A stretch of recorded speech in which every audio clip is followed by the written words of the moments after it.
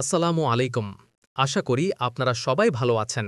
আপনাদের প্রিয় channel insight with Hasan সিয়ামে আপনাদের সবাইকে স্বাগত জানাচ্ছি। আপনারা নিশ্চয়ই গণতন্ত্র শব্দটা বহুবার শুনেছেন, খবরে, আলোচনায়, এমনকি আমাদের দৈনন্দিন জীবনেও এই শব্দটার সঙ্গে আমরা পরিচিত। কিন্তু কখনো কি আমরা গভীরভাবে ভেবে দেখেছি আসলে এই গণতন্ত্র মানে কি? এর মূল ভিত্তিটা কোথায়? অথবা কেনই বা এই শাসন ব্যবস্থা এত গুরুত্বপূর্ণ? আজ আমরা এই জটিল বিষয়টাকে খুব সহজভাবে বোঝার চেষ্টা করব, যেন একদম নতুন কেউও বুঝতে পারে গণতন্ত্রের সারমর্ম কী। চলুন আজকের আলোচনা শুরু করি। গণতন্ত্র, ইংরেজিতে যাকে আমরা ডেমোক্রেসি বলি, এটা আসলে একটা রাষ্ট্র পরিচালনার পদ্ধতি।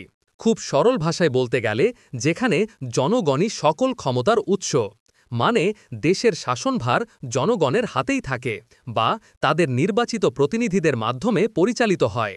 এই সংজ্ঞাটা আব্রাহাম লিঙ্কনের বিখ্যাত উক্তিটা থেকেই উঠে এসেছে, of the people, by the people, for the people, অর্থাৎ জনগণের দ্বারা, জনগণের জন্য, জনগণের শাসন। কি শুনতে দারুণ লাগছে না? কিন্তু এর মানেটা আসলে কি? এর মানে হল আমরা যারা সাধারণ মানুষ তারাই এই দেশের মালিক। আমাদের পছন্দ, আমাদের আকাঙ্ক্ষা, আমাদের প্রয়োজন, এগুলোই দেশের নীতি নির্ধারণে সবচেয়ে বেশি ভূমিকা রাখে। অন্য কোনো রাজতন্ত্র বা স্বৈরাচারী শাসনে যেমন একজন রাজা বা স্বৈরাচারী শাসক নিজের ইচ্ছামতো দেশ চালান, গণতন্ত্রে তেমনটা হয় না। এখানে সিদ্ধান্ত আসে সংখ্যাগরিষ্ঠ জনগণের মতামতের ভিত্তিতে। এবার ভাবুন তো, কেন এমন একটা শাসন ব্যবস্থা দরকার হলো? মানব সভ্যতার শুরু থেকে আমরা দেখেছি, যখন ক্ষমতা হাতে গোনা কিছু মানুষের কাছে কেন্দ্রীভূত থাকে, তখন তারা প্রায়শই নিজেদের স্বার্থ দেখেন। সাধারণ মানুষের কষ্ট, তাদের অধিকার, তাদের জীবনের মান, এগুলো তখন উপেক্ষিত থাকে। এর ফল হয় শোষণ, অবিচার আর অশান্তি।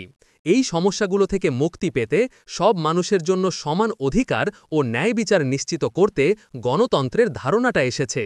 এটি এমন একটা ব্যবস্থা যা চেষ্টা করে সবার কণ্ঠস্বরকে গুরুত্ব দিতে, যাতে কেউই বঞ্চিত না হয়। গণতন্ত্রের মূল ভিত্তিগুলো কি কি? এটা বোঝার জন্য কয়েকটা গুরুত্বপূর্ণ স্তম্ভ আমাদের জানতে হবে। প্রথমত, মুক্ত ও সুষ্ঠু নির্বাচন, ফ্রি অ্যান্ড ফেয়ার ইলেকশনস। গণতন্ত্রের প্রাণ হল নির্বাচন। এই নির্বাচনের মাধ্যমে জনগণ তাদের পছন্দের প্রতিনিধি বেছে নেন। একটা নির্বাচনের সফলতার জন্য প্রয়োজন সব প্রাপ্তবয়স্ক নাগরিকের ভোটাধিকার থাকা, নির্বাচনে একাধিক প্রার্থীর প্রতিদ্বন্দ্বিতা করার সুযোগ থাকা, কোনো প্রকার ভয়ভীতি বা চাপ ছাড়াই মানুষ যেন স্বাধীনভাবে ভোট দিতে পারে, ভোট গণনার প্রক্রিয়াটা স্বচ্ছ এবং নিরপেক্ষ হওয়া, নির্বাচনে কারচুপির কোনো সুযোগ না থাকা, যারা ক্ষমতায় আছেন তারা যেন ক্ষমতা অপব্যবহার করে নিজেদের জয় নিশ্চিত না করে, এবং অবশ্যই নির্বাচিত প্রতিনিধিদের হাতে যেন প্রকৃত ক্ষমতা থাকে। যদি এই শর্তগুলো পূরণ না হয়, তাহলে সেই নির্বাচনকে সত্যিকারের গণতান্ত্রিক নির্বাচন বলা যায় না। দ্বিতীয়ত, জনগণের অংশগ্রহণ, সিটিজেন পার্টিসিপেশন। গণতন্ত্র শুধু ভোট দেওয়াতেই সীমাবদ্ধ নয়। দেশের নাগরিক হিসেবে আমাদের সক্রিয় অংশগ্রহণ জরুরি। এই অংশগ্রহণের মধ্যে আছে রাজনীতি সম্পর্কে সচেতন থাকা, সরকারের বিভিন্ন নীতির সমর্থন বা সমালোচনা করা, শান্তিপূর্ণ উপায়ে প্রতিবাদ করা বা দাবি জানানো, সাংবাদিকদের স্বাধীনভাবে তথ্য প্রকাশ করার সুযোগ থাকা, বিভিন্ন সামাজিক ও রাজনৈতিক সংগঠনের মাধ্যমে সমাজের উন্নয়নে ভূমিকা রাখা, নিজের অধিকার ও দায়িত্ব সম্পর্কে সচেতন থাকা। মনে রাখবেন, একটি শক্তিশালী গণতন্ত্রের জন্য জাগ্রত নাগরিক সমাজ অপরিহার্য। তৃতীয়ত, আইনের শাসন, রুল অফ ল। এটা খুবই গুরুত্বপূর্ণ। এর মানে হল দেশের আইন সবার জন্য সমান। রাজা প্রজা, ধনী গরিব, শক্তিশালী দুর্বল, কেউই আইনের ঊর্ধ্বে নয়। আইন সবার জন্য সমানভাবে প্রযোজ্য হবে। আইনের প্রয়োগে কোনো পক্ষপাতিত্ব থাকবে না। কেউ যদি অপরাধ করে তবে তাকে আইনের মুখোমুখি হতে হবে। তার পদ বা প্রভাব তাকে রক্ষা করতে পারবে না। আইন সবার জন্য স্পষ্ট এবং অনুমানযোগ্য হতে হবে, যাতে মানুষ জানে কোন কাজটা আইনসম্মত আর কোনটা নয়। যখন আইনের শাসন দুর্বল হয়ে যায়, তখনই সমাজে অবিচার আর বিশৃঙ্খলা দেখা দেয়, যা একটি দেশের অগ্রগতির জন্য মারাত্মক ক্ষতিকর।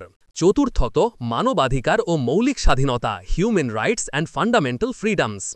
গণতন্ত্র মানুষকে কিছু অবিচ্ছেদ্য অধিকার দেয় যা কোনো সরকার কেড়ে নিতে পারে না, যেমন বাক স্বাধীনতা, ফ্রি স্পিচ, নিজের মতামত স্বাধীনভাবে প্রকাশ করার অধিকার, সমাবেশের স্বাধীনতা, ফ্রিডম অফ অ্যাসেম্বলি, শান্তিপূর্ণভাবে একত্রিত হওয়ার অধিকার।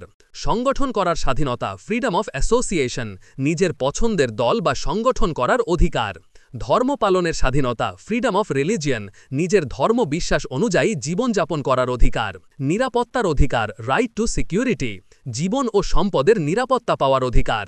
সমানাধিকার, ইকুয়ালিটি, লিঙ্গ, ধর্ম, জাতি বা বর্ণ নির্বিশেষে সবার সমান অধিকার পাওয়ার অধিকার। এই অধিকারগুলো আমাদের মানবসত্তা বিকাশের জন্য অপরিহার্য। এই অধিকারগুলো যখন সুরক্ষিত থাকে তখনই একজন ব্যক্তি তার পূর্ণ সম্ভাবনা কাজে লাগাতে পারে। পঞ্চমত, ক্ষমতার বিভাজন, সেপারেশন অফ পাওয়ার্স। এটি গণতন্ত্রকে শক্তিশালী করার আরেকটি স্তম্ভ। এর মানে হল সরকারের ক্ষমতা কোনো একটি বিভাগ বা ব্যক্তির হাতে কেন্দ্রীভূত না হয়ে তিনটি প্রধান ভাগে বিভক্ত থাকে। আইনসভা, লেজিসলেচার, যারা আইন তৈরি করেন, যেমন সংসদ। নির্বাহী বিভাগ, এক্সিকিউটিভ, যারা আইন কার্যকর করেন এবং দেশ পরিচালনা করেন, যেমন সরকার প্রধান ও মন্ত্রীরা। বিচার বিভাগ, জুডিশিয়ারি, যারা আইন ব্যাখ্যা করেন এবং নিশ্চিত করেন যে আইন সবার জন্য সমানভাবে প্রয়োগ হচ্ছে, যেমন আদালত। এই তিন বিভাগের মধ্যে যখন ক্ষমতা বিভক্ত থাকে তখন প্রত্যেকেই একে অপরের ওপর নজর রাখে এবং কেউ এককভাবে ক্ষমতার অপব্যবহার করতে পারে না। একে বলা হয় চেকস অ্যান্ড ব্যালেন্সেস, যা ক্ষমতার ভারসাম্য বজায় রাখে। ষষ্ঠত, সরকারের জবাবদেহিতা, গভর্নমেন্ট অ্যাকাউন্টেবিলিটি। গণতান্ত্রিক সরকার জনগণের কাছে জবাবদেহি করতে বাধ্য। এর মানে হল সরকার যা করে তার জন্য তাকে জনগণের কাছে কৈফিয়ত দিতে হয়। সরকারের সিদ্ধান্তগুলো স্বচ্ছ হতে হয়। সরকার তার কাজের জন্য জনগণের সমালোচনার মুখোমুখি হতে বাধ্য থাকে। জনগণ যখন অসন্তুষ্ট হয় তখন তাদের শান্তিপূর্ণভাবে প্রতিবাদ করার অধিকার থাকে। নির্বাচনের মাধ্যমে জনগণ চাইলে বর্তমান সরকারকে সরিয়ে নতুন সরকার আনতে পারে। জবাবদিহিতা না থাকলে সরকার স্বৈরাচারী হয়ে উঠতে পারে। গণতন্ত্র মূলত দুই প্রকারের হয়। প্রত্যক্ষ গণতন্ত্র, ডিরেক্ট ডেমোক্রেসি, যেখানে জনগণ সরাসরি আইন প্রণয়নে অংশ নেয়। প্রাচীন গ্রিসের কিছু নগর রাষ্ট্রে এর প্রচলন ছিল। বড় জনসংখ্যার দেশে এটি প্রায় অসম্ভব। প্রতিনিধিত্বমূলক গণতন্ত্র, রিপ্রেজেন্টেটিভ ডেমোক্রেসি, যেখানে জনগণ তাদের প্রতিনিধি নির্বাচন করে আর সেই প্রতিনিধিরা জনগণের পক্ষে সিদ্ধান্ত নেন। বর্তমান বিশ্বে এই পদ্ধতি বেশি প্রচলিত, যেমন বাংলাদেশ, ভারত, যুক্তরাষ্ট্র বা যুক্তরাজ্য। এখন প্রশ্ন হল, গণতন্ত্রের সুবিধা কি? কেন আমরা এই ব্যবস্থাটাকে এত গুরুত্ব দিই? প্রথমত, এটি স্থিতিশীলতা আনে। যখন ক্ষমতা শান্তিপূর্ণভাবে নির্বাচনের মাধ্যমে হস্তান্তর হয় তখন সহিংসতা বা অভ্যুত্থানের ঝুঁকি কমে। দ্বিতীয়ত, এটি মানবাধিকার রক্ষা করে। গণতন্ত্রে মানুষের অধিকারগুলো সুরক্ষিত থাকে, যার ফলে মানুষ স্বাধীনভাবে জীবনযাপন করতে পারে। তৃতীয়ত, অর্থনৈতিক উন্নতিতে সাহায্য করে। যখন মানুষের স্বাধীনতা থাকে তখন তারা নতুন আইডিয়া নিয়ে কাজ করতে পারে, ব্যবসা শুরু করতে পারে, যার ফলস্বরূপ অর্থনৈতিক উন্নতি ঘটে।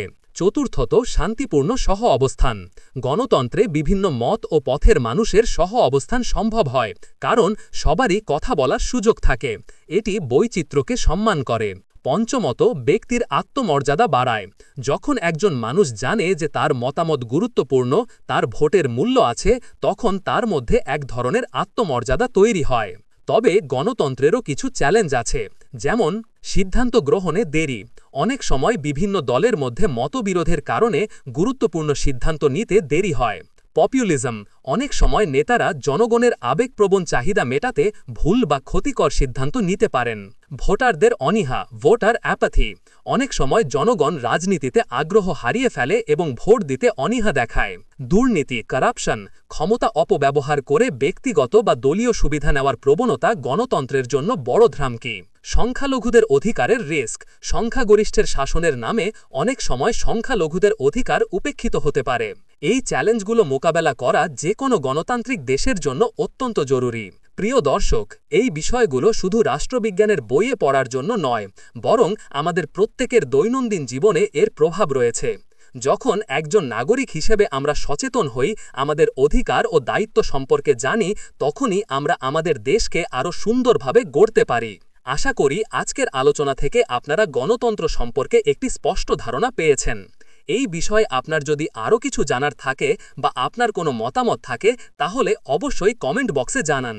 আপনাদের মতামত আমাদের জন্য খুবই মূল্যবান। এই ভিডিওটি যদি আপনার ভালো লেগে থাকে এবং আপনি যদি মনে করেন এটি অন্যেরও উপকারে আসবে, তাহলে একটি লাইক দিয়ে অন্যের সাথে শেয়ার করে দিন।